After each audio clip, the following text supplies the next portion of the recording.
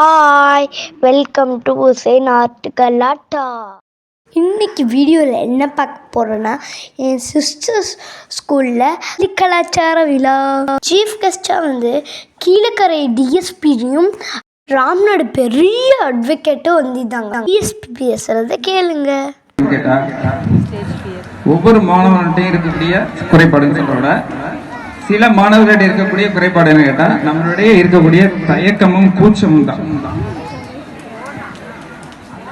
மாணவ செல்வங்களே, நீங்க புரிஞ்சுக்கிற வேண்டிய விஷயம், நம்மளிடையே இருக்கக்கூடிய தயக்கம் மற்றும் கூச்சம் தான் நம்மளுடைய முதல் எதிரி. சோ நம்ம தயக்கத்தையும் கூச்சத்தையும் விட்டு ஒழிக்க வேண்டும். இதை எப்படி விட்டு ஒழிக்கிறது? தயக்கமே கூச்சமே நீ போய்விட அப்படின்னு சொன்னா போயிருமா? ஒரு நாள் போகாது. சோ நம்ம என்னோட நம்மளுடைய திறமைகளை வெளிப்படுத்துவதன் மூலமாக நாம அந்த மாதிரி பொது நிகழ்ச்சிகள்ல கலாச்சார நிகழ்ச்சிகள்ல கலந்து கொண்டு நாம வெளிப்படுத்துவதன் மூலமாக மட்டும்தான் இந்த கூச்சத்தையும் தயக்கத்தையும் நாம் விரட்டொழிக்க முடியும். சோ அனைவரும் இந்த பொன்விழா நிகழ்ச்சியில அனைத்து மாணவர்களும் கலந்து கொள்ளக்கூடிய ஒரு கலாச்சார நிகழ்ச்சியை பள்ளி நிர்வாகம் நடத்த வேண்டும் என்று அன்போடு கேட்டுக்கொள்கிறேன்.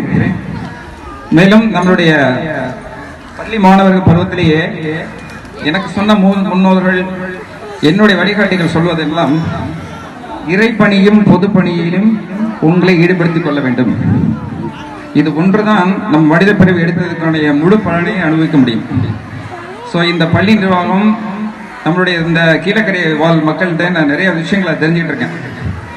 ஸோ பொது பணியையும் இறைப்பணியையும் நம்மளுடைய ஈடுபடுத்தி கொண்டால் மனிதர்களுக்கிடையே உள்ள வேறுபாடுகள் மறைந்துவிடும். கருத்து வேறுபாடுகள் இருக்காது, பகைமை இருக்காது, பொறாமை இருக்காது, எதுவும் இருக்காது, எல்லாம் போயிடும்.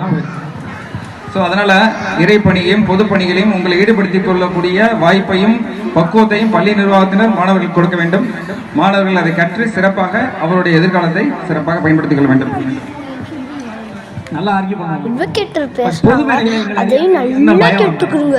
நம்ம அப்துல் கலாம் ஐயாவை பத்தி பேசுறாங்க, அதையும் நல்லா கேட்டுக்கிறங்க. ரெடியான முடியல. எனக்கு நேற்று இரவே பணி ரொம்ப காலமாயிடுச்சு. இன்னைக்கும் ரொம்ப சீக்கிரமா வந்து நாங்க நீதிமன்ற பணிக்கு வர மாதிரி ஆயிடுச்சு. இப்போ ஜட்ஜிட்ட பெர்மிஷன் கேட்டுட்டு நான் அந்த ஃபங்க்ஷனுக்காக வந்திருக்கேன். ஏன்னா நாதியா மேடம் எனக்கு தெரிஞ்சு ஒரு நல்ல ஒரு அட்வொகேட், ஒரு நல்ல ஒரு நிர்வாகி. நீதிமன்ற பணிகள்லாம் ரொம்ப ஒரு ஆர்வமா பொன்விழாவை கொண்டாட இருப்பதாக கேள்விப்படுகின்றேன். இந்த பள்ளி மிகச்சிறப்போடு மிகப்பெரிய வளர்ச்சி அடைந்து மேலும் மேலும் அடுத்த கட்ட உயர்நிலை பள்ளி வரை உயரையுடைய நெஞ்சார்ந்த வாழ்த்துக்களை தெரிவித்துக் கொள்கின்றேன். கேரில் விழிச்செல்வோம், கல்வி ஒருவருக்கு மாடல்ல மற்றவை.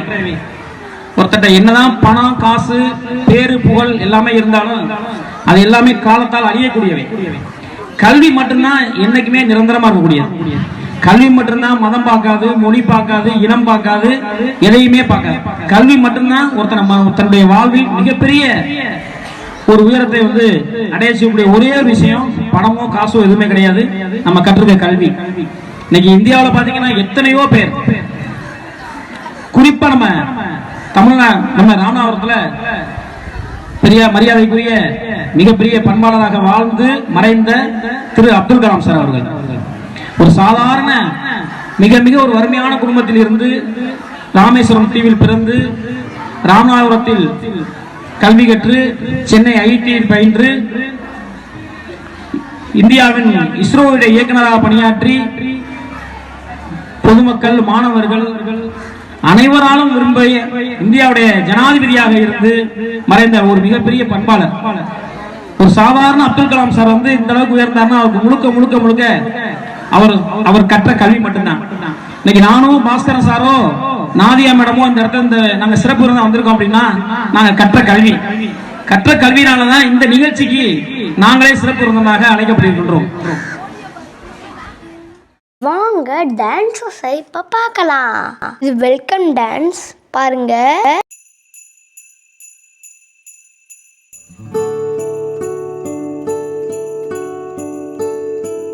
உன்னை நீ இல்லையென்றால் இன்பம் எனக்கு ஏது என தாய்மொழியாம் தமிழை வணங்கி இங்கு கூடியிருக்கும் அனைவருக்கும் என்னுடைய வணக்கத்தையும் அனைவரையும் வருக வருக என வரவேற்கின்றேன். கடலும் கடல் சார்ந்த பகுதியாகிய கீழக்கரையில் செத்தும் கொடை கொடுத்த வள்ளல் சீதக்காதி வாழ்ந்த ஊரில் நாங்களும் பிறந்திருக்கிறோம் என்று நினைக்கையில்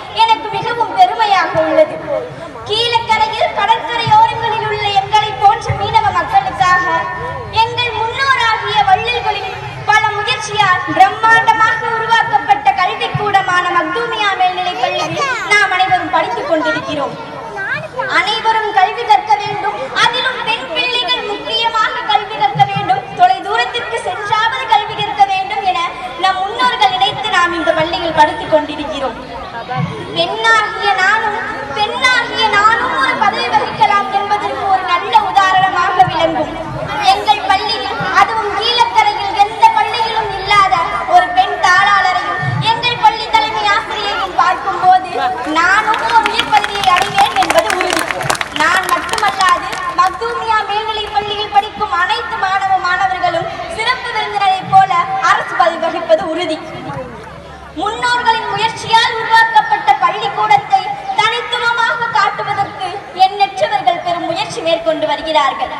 அவர்களுடைய முயற்சியின் தனித்துவமாக மாணவர்கள் அனைவரும் சேர்ந்து கல்வி எனும் ஆயுதத்தை கையில் எடுத்து வெற்றி எனும் மகுடத்தை தலையில் சூட அனைவரும் சேர்ந்து முயற்சிப்போம். உற்றுளி உதவியும் உருப்பொருள் கொடுத்தும் பிற்றை நிலை முடியாது கற்றல் நன்றே என்றது புறநானூறு. அதாவது ஆசிரியர் இல்லத்திற்கு சென்று பொருள் கொடுத்து தூய்மை செய்து கற்றலே கல்வியாகும் என புறநானூறு கூறுகிறது. ஆனால் நம் மக்தூமியா எனும் கல்வி சாலையில் 8ஆம் வகுப்பு வரை மட்டுமே இருந்த சாலையை மேற்கல்வி உருவாக்கி அனைவரும் கல்லூரி சென்று தனித்து நிற்க விளங்கியது எம் பள்ளி. Education is the most important thing which you can use to change the world. கல்வியே மிகச் சிறந்த ஆயுதம், அது உலகையே மாற்ற வல்லது. எனவே அனைவரும் கல்வி எனும் ஆயுதத்தை கையில் எடுப்போம், மிகச் சிறப்பான வாழ்க்கையை வாழ முயற்சிப்போம். நன்றிகளும்.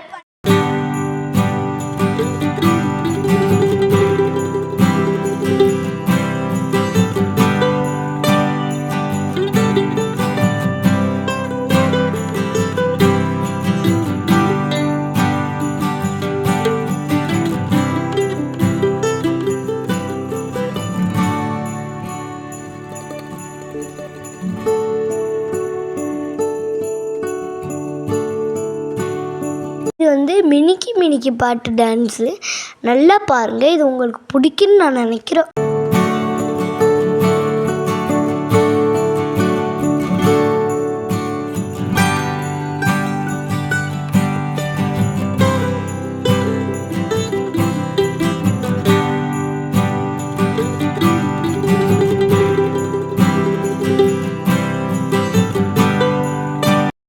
வாங்க, 2 சிஸ்டர்ஸ் பரதநாட்டியம் ஆடுறாங்க பாருங்க.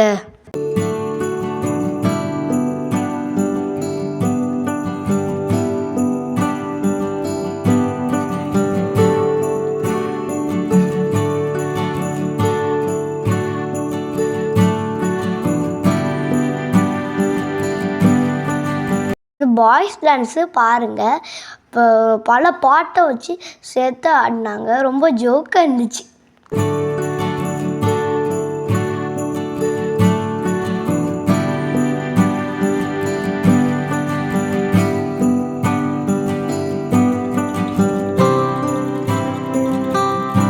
இந்த வீடியோ உங்களுக்கு பிடிச்சிக்குன்னு நான் நினைக்கிறேன்.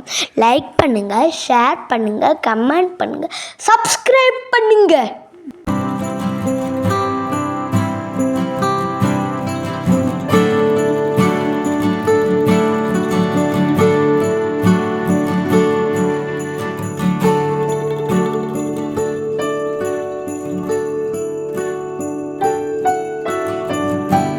மறக்காமல் சப்ஸ்கிரைப் பண்ணிடுங்க. தேங்க்ஸ் ஃபார் வாட்சிங்.